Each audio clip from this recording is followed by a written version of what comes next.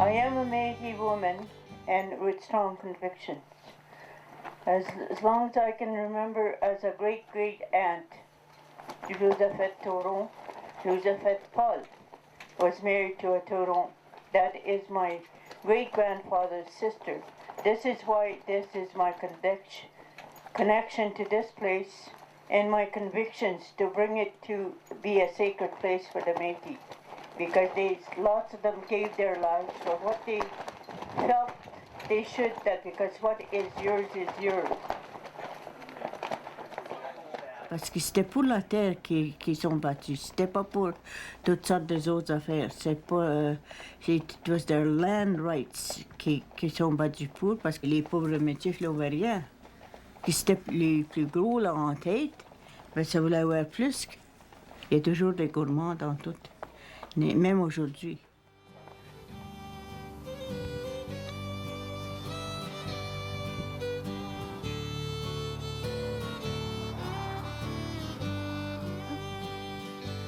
Well, that's where I was born, right here. I was born in November 26, 1926. So, good to be back where you were and be living. That is my lifelong dream, to get from the times to... I always had a kind of, I wanted to know where they came from, because the Pauls came about the same time, but I think the Pauls came in after the Fleurys, because it was 1713, I think. Just got a few to put in, and I got the whole, I think 8 generations of Tourons, because they're into Paulish, boys, Vens, because they had 8 girls and 7 boys. But there's 5 of them that died at the battle. But the old man died before the battle. But the 4 boys that died there. There was 2 married and 3 that was.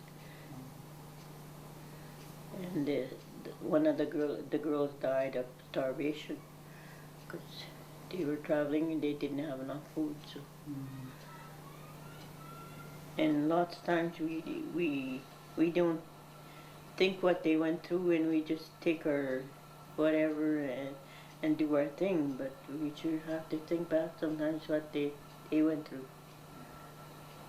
Like, for instance, that old lady there, Mrs. Tourond there, she must have had a fortitude of an ox, because to do all what she done and everything, to look after the kids and try and make a living, and the audacity to go straight to the militia and tell them how she wanted her horse and buggy back. It took a lot of gall, you know, and she wouldn't give up till she got it. So I guess that's where I get my fortitude from, you know, from the back lines of the Pauls. And like great-grandma there, she was not one to take it lightly. When she wanted to do something, she done it. And she always said, she says, make up your mind when you want to do something and do it, and don't do it halfway. And I thought to myself, one time I was young, I was about 11, when she said, do it halfway. What does she mean halfway? And I told Grandmère, qu'est-ce que tu veux dire halfway, à la moitié? Ben, quand tu fais quelque chose, tu prends quelque chose, faut le finir. Tu peux t'arrêter à la moitié chemin. That people would work for things that they need, they wouldn't have to be in dire straits. Because we never was in dire straits, and that's the way we worked it. Like when I went to school at the convent, Grandpa made a deal with the sisters that he brought the cordwood there for this convent, and I stayed there to go to school. That's old superior there, he knew her, and he says, David, he says, t'as pas besoin de payer avec l'argent. Il dit, emmène-moi du bois, et puis je vais garder la petite fille. And that was it. And we call it depression now that it's so high. But you know, at least we ate, you know, because we'd have vegetables from the garden. Everybody had a garden. And same with Grandpa. Grandpa was making $75, 75 cents a day in his dinner. And we thought that was loss. They went to the bush and they sawed wood and cut it and they hauled it all into town. Though they didn't have wood, well, they'd go and get, especially the old people, they made sure that the old people had wood and everything. So now you gotta fend for yourself. If you don't have it, you don't, nobody comes and puts it by your door. You know, and lots of times the younger boys too, they used to go make kindlings and make them, tie them up in a bundle and go and put it in an elder's house by the door, like, you know. And, but if you live on that way all your life, I guess you have to learn to improvise all the way along, because there's no store right there, you know. And sometimes they were on the road from here to there to get a job to do some living, you know.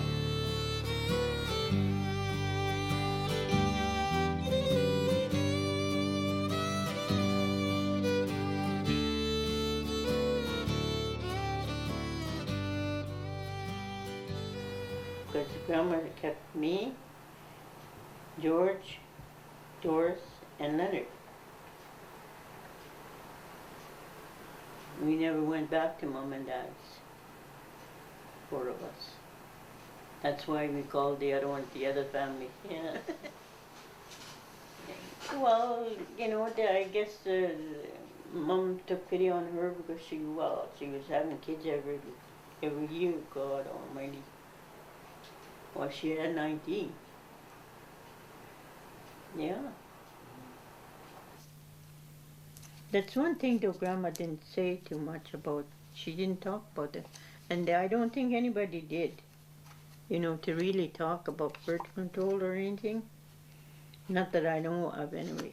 Maybe they talked amongst themselves and didn't say anything about it to the young kids.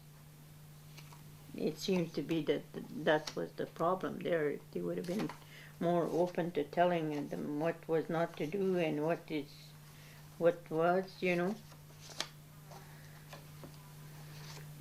Well, when I started went to school, of course, you know how gossip goes. This one is going to have baby, this one's going to have baby, and this one's not married, you know. Through the branches, you know. And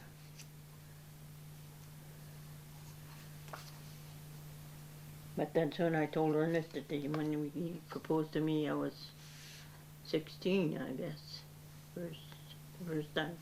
I said, no, I'll not get married. Not right away, anyway. And one time, we used to go to dances, me and Ernest, like he'd come pick me up, we'd go to dances. So it was about 2:30, 1:30, 1:45, I guess, by the time we got home. And it was across the river over there. So Grandma said, you know, one of these days you're going to come back with a package. And I thought to myself, what do you mean by a package? Of course, dumb here, you know, didn't know the ropes or anything. And she said, well, you know what I mean. She said, for you not to get pregnant or something. What do you mean pregnant? Ben, for me, she said, you know. Well, I said, Grandma, I says, I learned a few things since I went to school, I said. I know how to count. And I know how old you were when you had Mom by, you know, she was through wedlock or two. And Mom, the same thing.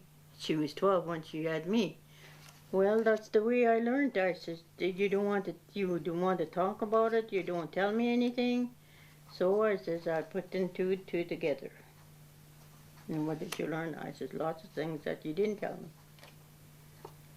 And he says, what's that? Well, I said, and then I told her what, you were born this day and you had the baby this day.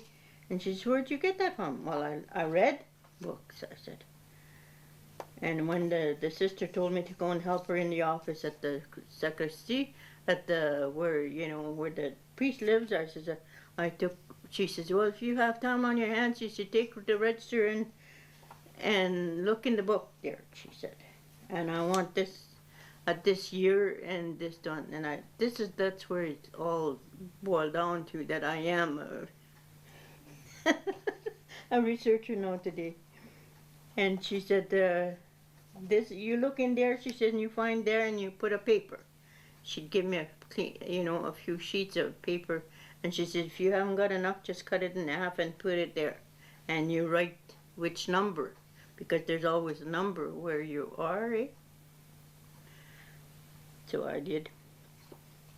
And she says, oh, you got them all, she said.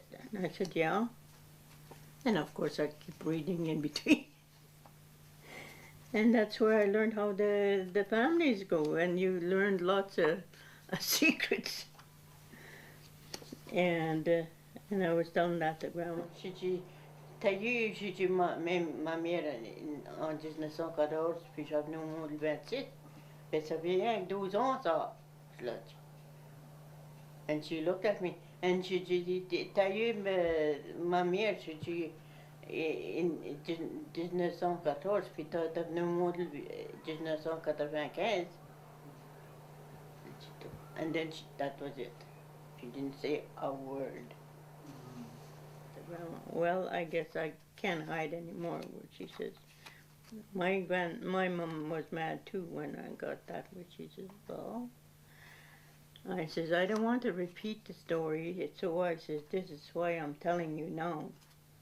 I says, I don't want to get married now. Ernest is asking me to get married, but I said, no. Why? He's a good worker, she says, and everything like that. I says, I know he's a good worker, but I says, I don't want to be married at 16. You know, I want to live a life yet first before. What kind of a life? Well, I says, I don't know yet what I want to be. I says, but when I do, I says, I'll let you know. She said, boy, you're stubborn. Well, I said, this is what I learned from the mistakes of others, and I don't want it to happen. And we were married in 46. Marilyn was born in 48. Well, Rosalind was born in 47, but she died at 7 months old. Well, she had got a cold, and I couldn't get her off of it. I don't know what, she'd cough, and she was just 7 months old. She couldn't cough it up, eh? And one night she just choked and died. She's just 7 months old.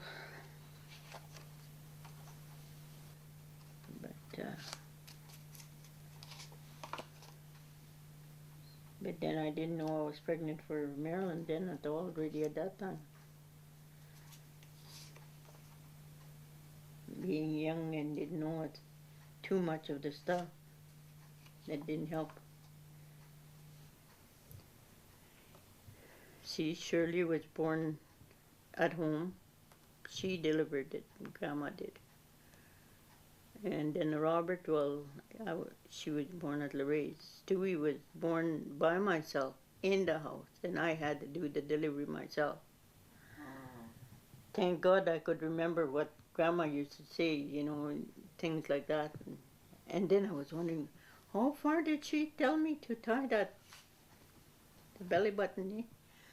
And I thought, 3 way, and puis tu le coupes dans le milieu. I had to tie it there and tie it here and then cut it in the middle. And then I was laying on my bed and I was kind of lifted up like this, and I had the baby on my tummy and I was doing that. And then I thought to myself, dum-dum here. I thought, gee, was that, you know, the after pains that when the afterbirth comes, it's just like having a baby. And I thought to myself, gee, was another one? No. It's the afterbirth, so. Then I know Grandma used to say, You got to look at the afterbirth, see if there's any pieces missing. It's got to be. And it's just like lace, she says. That's the first time I seen the afterbirth. Then I had put a newspaper on in a pan, like, you know, and I put it in there. And he had went for the doctor, and the doctor, well, he said, there's nothing more that I can do. He says, you done the job. And he looked at it and he says, no, there's nothing missing, so it's okay. So, and it's just like me, 4:30, 4:45, I'm up. And the old man too, we were always early riser, have our breakfast, put everything ready for the day, feed the kids and school, and I went to work, and he went to work. I came in later. He came home at 4:30, but then I'd have everything prepared before I leave in the morning, so that way they just had to throw it together and finish off when I get home. And this is how we worked, half and half, all the way through. And if you don't get along well, you will never make it.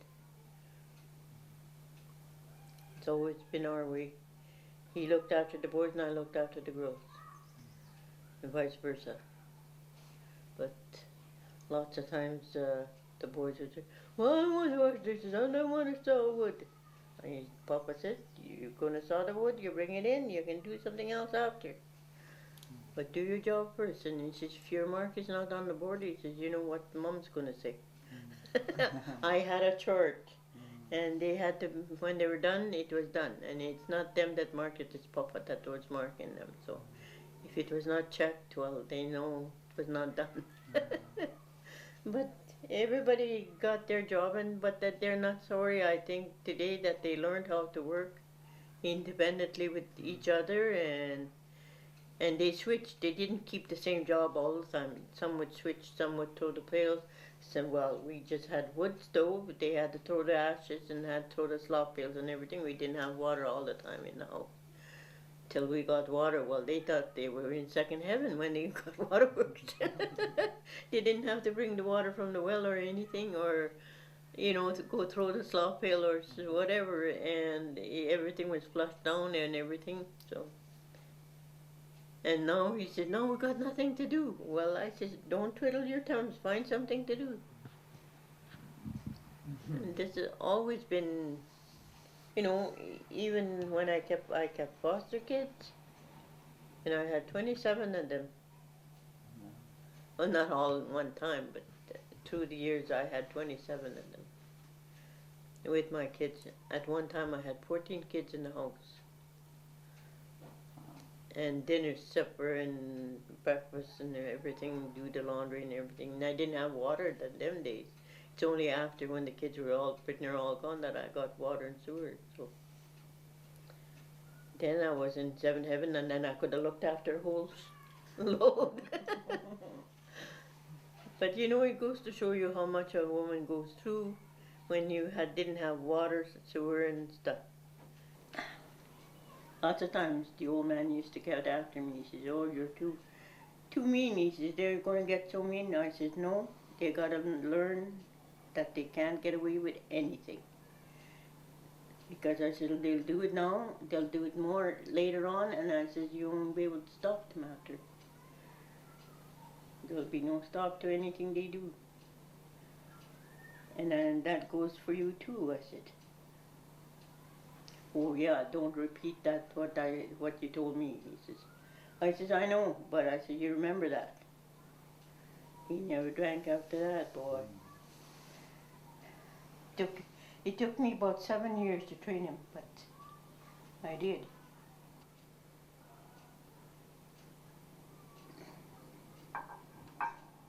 And that was it. Oh, yeah. Grandma would have caught Grandpa drinking, she would have killed him. That's where I get my temper from, I think. You know, because, she was wicked, boy. When she said to David, Shaman told me to prepare milk soft. Boy, that meant something, you know, that you'll never do it again. And when he said Shaman too, that's Jesus Christ, you know, that's what you're doing. And great grandma told her, oh, Almiette, tu trouves malin, til ma gan ton vieux là.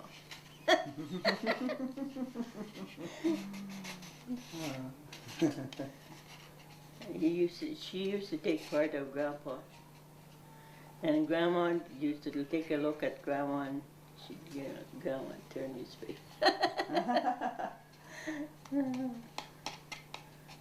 That's what married life is about. You trash your things, but not in front of the kids, I said. Go someplace and talk about things where nobody's hearing. Us, it was in the morning before the kids got up. When I had something to say to him, I'd get up and do it. And lots of times he'd say, well, why do you pick this early in the morning? Well, I said, nobody's listening. Mm-hmm. Well, here's Papa sitting here, and he's listening to one of the little girls, Raquel is singing, and he's listening. Listen to me, Papa.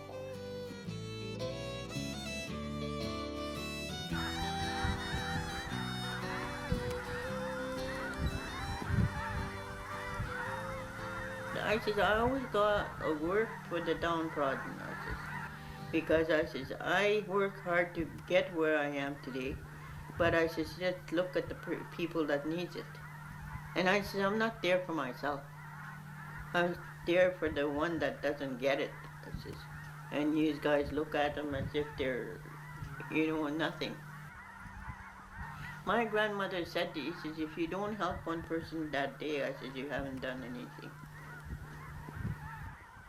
First of all, when I used to be in Prince Albert here, I was waitressing, and I was so fed up of waitressing and everything like that, and there was, I shouldn't say that on tape, but the dirty old men, when you go and serve tables, I was fed up of that.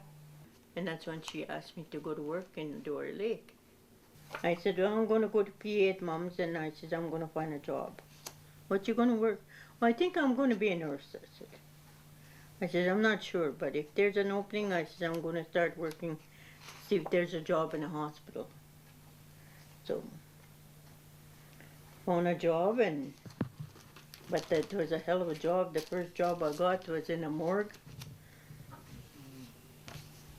And I thought, oh my God. Well, it didn't bother me that much because I used to go with her when she'd go and clean a body when somebody died. And I'd be the gopher. Go get water and go do this. Go get clean rags and we'll clean his body and put it ready for the, they'd put a plank in the floor in a house, and put the sawhorses there and put a plank and covered up with a sheet or something and then put the body on top there till they finish with the coffin. And then when they finish with the coffin, they'd put the coffin and then put the body in. So it didn't fizz on me at all because I was working with that kind of stuff. So I passed that. And then I worked there for 9 years till I got the love bug. Then we got married, but then I worked at the nursing home in Rosthern for a while, 3-4 years before I finally quit. But then I broke my leg. That's when I quit. I had to. Well, when I first started, I just worked at we made a local in 1947, I think, 48. No, it was after that. They first started in Prince Albert, then to Saskatoon, Regina. And I worked, well, first of all, we worked in our own local, and they started making locals. And like there was Clarence Strucci, Naf LaFontaine, Jim Fable, not Jim Fable, but his dad. What was his name? Pierre Fable or Andrew? One of them anyway. And Jimmy DeRocher, Brady, and there's Petit La Rock, J.B. La Rock, Big River down there, or Debden, whatever in that vicinity, you know. Well, in the Native Women's group, yeah, we were with Nora Thibodeau, Rose Boyer, Maria Campbell, and we were 18, 19. Here we were 32 in Prince Albert. Well, we'd look after the women's things, you know, if they had problems and stuff like that. And if there was somebody in dire straits, so we always helped them. We always found a way to help them. And if they could find a house or something like that. And that's where the Métis Nation got involved with us too, so, and vice versa. So we could get housing and clothing for the kids and stuff like that. Métis Nation, well, I started there in 70. Oh, yeah, 70. And I stayed there till 72. Then I had, that's above the Herald. And that's where I worked for, well, I was liaison officer for the housing. I was the manager for the people that went to work, the field workers for the housing. And we worked on education, and we had another woman working with me there. She was with those,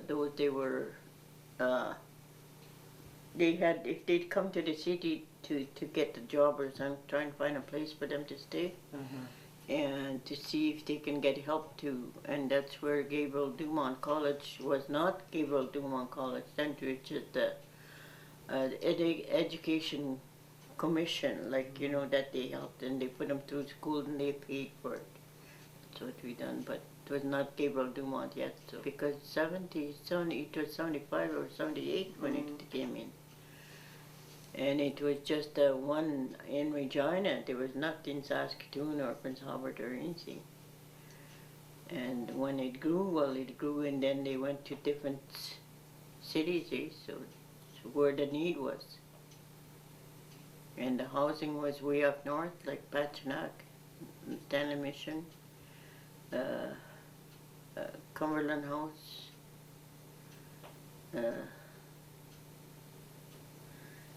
Larange, Black Lake. That's where they went, and they built houses for the people, for Métis people. We thought they were in a reserve, but they're not reserve people. They were Métis people. That's when we found out that the need was there for them. So that's what they done, and that was with Jim Sinclair. I worked 16 years there. You know, you went through hardship. Then today everything's done for them. You know, they put their hand out, they get a bunch of money, and they just squander it. Us, we had to work like crazy to get someplace. And Jimmy DeRocher and what's called Rod, one time he says, God, you're tight with your money. I said, it's not my money. I said, don't you think I have to answer for that thing? Yeah, you just ask Sinclair, I said, if I lose any money, or I take any money. I said, I'll get my wage and that's all. And Rod one time, she said, Jesus, you're an awful woman to... I said, I wouldn't have you for a husband either. I said, I'd hang you on a goddamn tree to die, I told him. And he just looked at me and he just laughed, you know. And you'd leave me there. I said, you're damn right I'd leave you there. When we started the Métis Women's, go over there, boy, that was a long drive. Some women didn't want to be on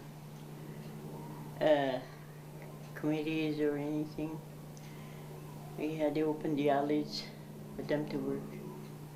You know, well, there were more stay-at-home moms and everything.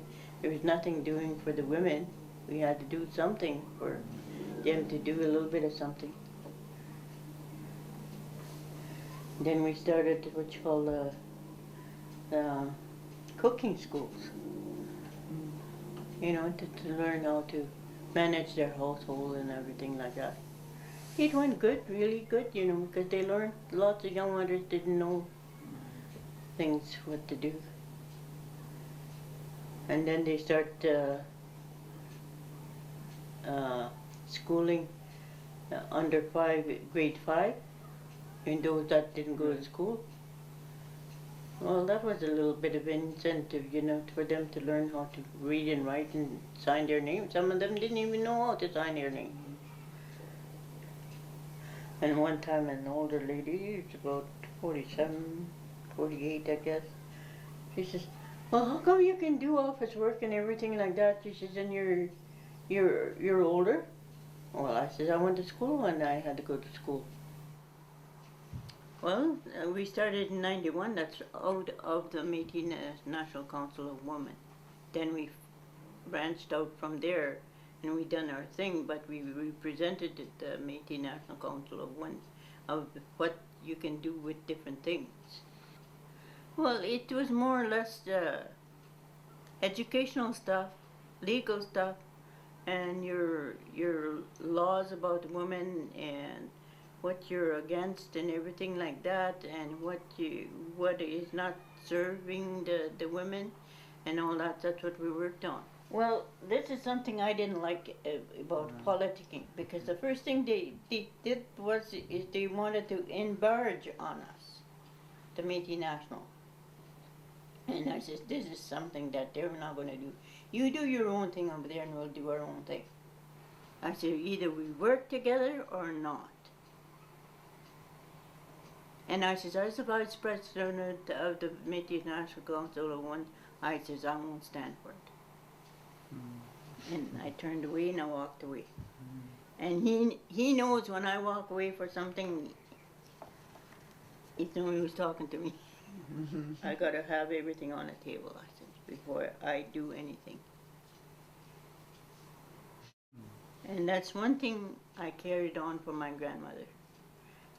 Don't do, she said it in Cree, do not go against a person if you don't know the thing, or for them. Because he says you're going to embarge on there, and then you're going to be caught in the middle.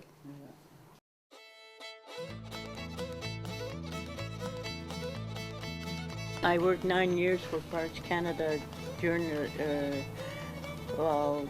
elder and historian and keeper of all the history, you know, and everything, and the how the people lived and everything like that. That was my job, the historian and everything, and even the medicines and the plants and the histories of the families and everything. That's my job. The things that was done, but it was not their fault that was curtailed either, because they wanted to do everything their way part. But you can't run a history thing on the way you think, because if they don't have the history and the culture and the preserving of it, might as well not have a park. Because it's our history, and they're working with our history yet. It's not their history. Pertaining, if it's about the battle, you gotta work with the battle. You gotta work with the history, you gotta work with the history.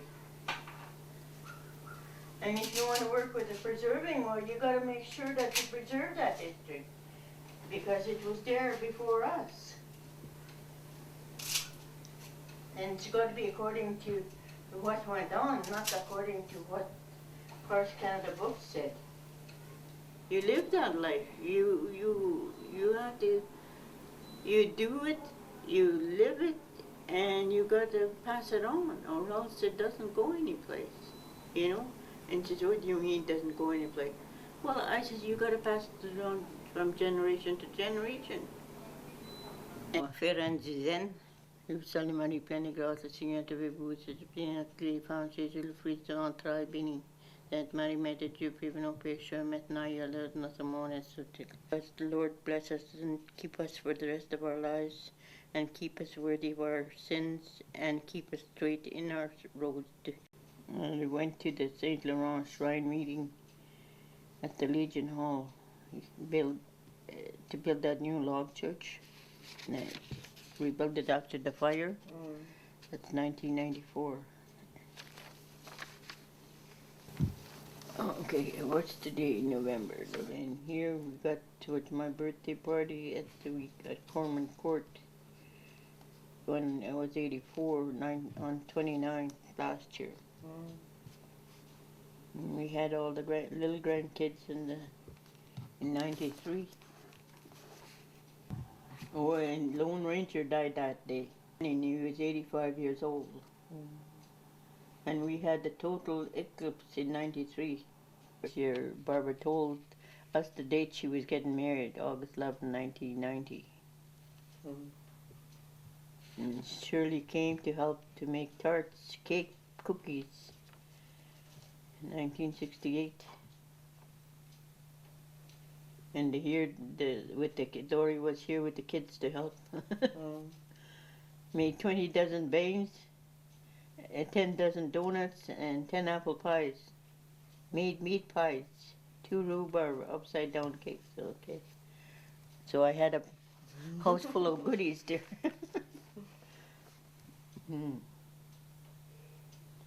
And Papa used to tell me, why do you write everything down? Well, I said, I want to know what I've done so that way I don't have to do it over again.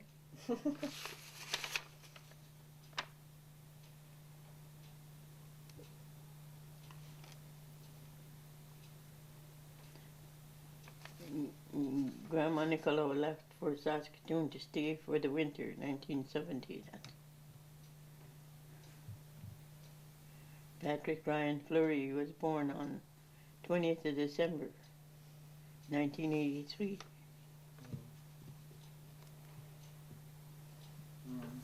I'd write everything down, where we went, who came in, and what happened. Somebody died, or somebody's birthday, and who was born. And never recovered them stories. Sure, you can remember them, but not to details, like, you know. And then that's when I started after that fire there. Again. No, I got another one started over there, new one for this year. The first time I ever went on a long trip on a plane. We went to Halifax and in Nova Scotia to a women's meeting, Native women's meeting conference. That was a hell of a trip. We damn near ditched the plane that time. Whoa, it was a storm. That's one time, and I still fly, and yet I got so scared that time. That plane was just shaking like this. Nora, she says, she put her jacket like this, like that, and she says, is it over? She says, and and I said, Nora, I said, even though, can't you feel it?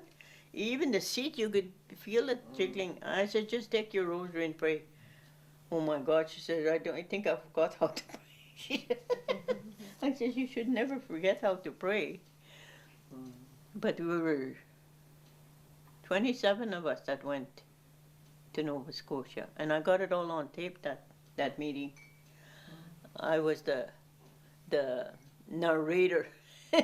I used to tape everything what happened, because then they'd say, well, what happened there? What did we say? And stuff like that. And I got it on tape. I had bought myself a little tape recorder, and I'd have them little tapes, you know. God, I have a box of them someplace.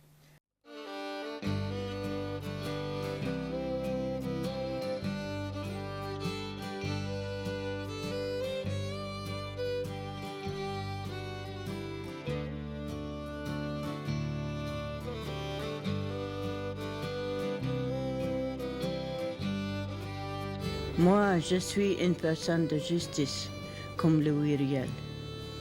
Quand je veux faire quelque chose, il faut que ça soit droit. Et puis, j'ai fait une promesse à Louis Riel de continuer son ouvrage qui n'a pas été fini. Quand grand-mère me disait que j'étais les Métis, this is what got me going. Parce que moi-même, je voulais avoir my roots pour voir à qui c'est qu'on appartenait, quelle branche de Garriépi ou Fleury ou whatever. Puis nous autres, c'est juste des Métis. And I always done it for the betterment of myself and my children and my children's children. I says, I done my part. Mine is done. I says, I done all the Fleury's, the Garby's almost done, and I says, all the connecting families, where they came in, I says, with who they got married, where they went. But now I said, we have to do the traveling to where they went. Oh, that's what you think of. Yes, I says, I want to do it. As long as my legs can do it, I says, that's what I want to do. Because I want to go to St. Joe's in Papineau, North Dakota, and go to Belknap, Montana, and come down in the States way, come back on the other way. And you see the Red River goes this way and then it curves and goes this way. I got it all on my maps, all in red already. So this is what I want to do. And he said, boy, you're asking for a lot. What, you started it? I says. So why not finish it? We can't leave something undone, I says. Because this way you know where that line comes, and it comes to the end to you here. And you know, I like the Fleury's is 16 generations. Garby's is 13. That's where I'm up to now, right now. But I want to try and finish by February next year. So there's 5 books on the go right now.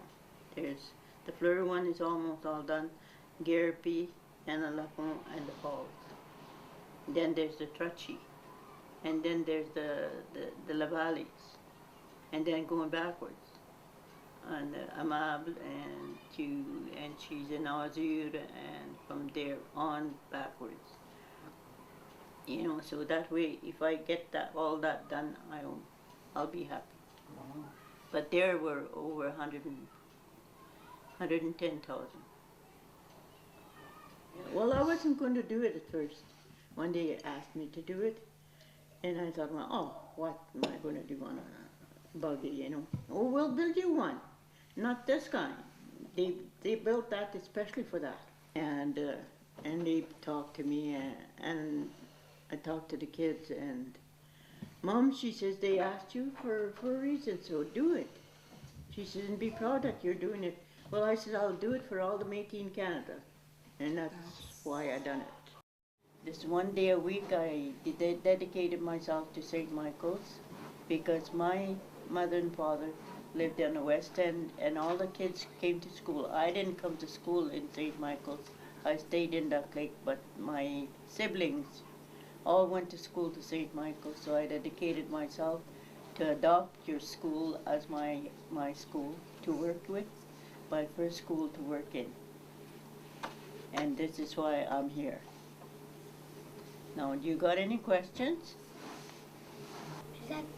Is your grandpa's farm still up there? Oh yes, it's still there. But it's not ours now. It's somebody else that lives there, but it's nice, still nice. I just went and seen the place not too long ago. We seen ducks on the lake and animals. You can even hear yourself think when you're standing. We used to listen to my great-grandmother, and she'd tell us stories about a long time ago, the resistance of battles and everything, or stories that they went and visited someplace and this happened and stuff like that. But nowadays I don't see that happening, because everything is me, myself, and I, and they don't help each other. And if there was more of that, maybe would have more harmony in people and friends and relatives. Like,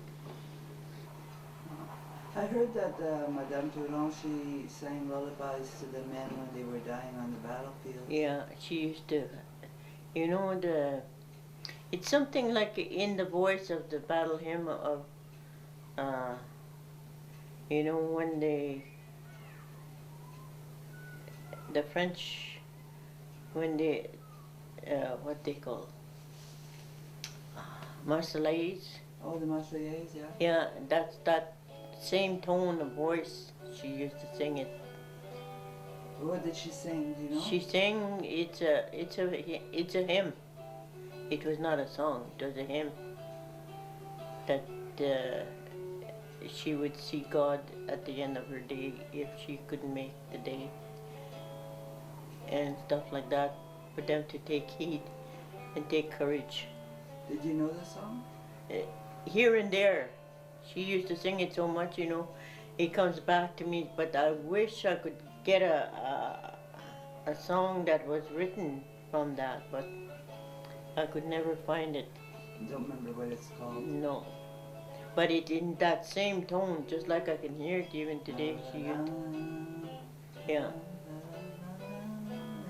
And she'd go up and down, you just like, you know, like the smoothness of a river that goes up and down. That's the same tone. She used to sing it in the house all the time with Grandma. So. And I only wished I would have listened more.